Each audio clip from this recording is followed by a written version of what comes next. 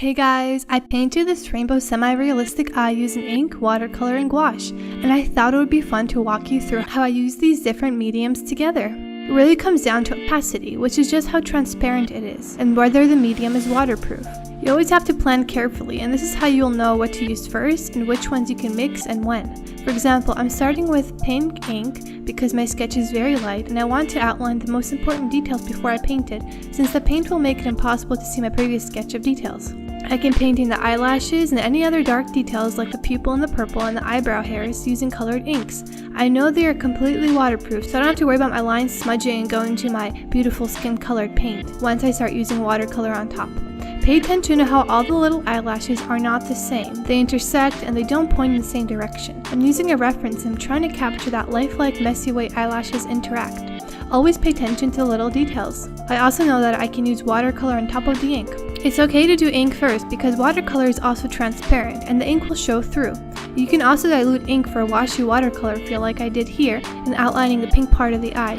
Ink and watercolor act very similarly. The only difference is the waterproof nature of the ink, and they react to water a little bit differently. Just remember that whenever you get new supplies, whether it be brush pens or ink, just make sure that your ink is waterproof with a simple line test like this. You can do this test with anything that you have, and this is a good thing to do if you want to mix the mediums that you have, because if you know what is waterproof and what isn't, you'll know what you can use on top and what you can use below. Now I want to show you how I mix skin colors. I usually pick up some yellow ochre and mix it with hot pink, or you can use red and maybe play with the color until you like it. I can also add brown and yellow if the skin is more olivey like here.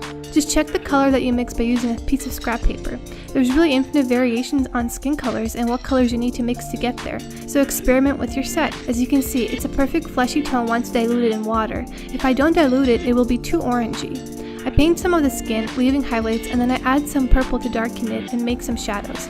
But this is still the first layer, so it's not done and I'm leaving it to dry. Next I start working on the iris. This time I use ink for the outline and some tiny details, and then I use watercolor as well. I put some masking fluid on the white highlights earlier so I don't have to worry about leaving the white of the page, and it can be loose. As you can see, it's completely fine to use ink and watercolor together.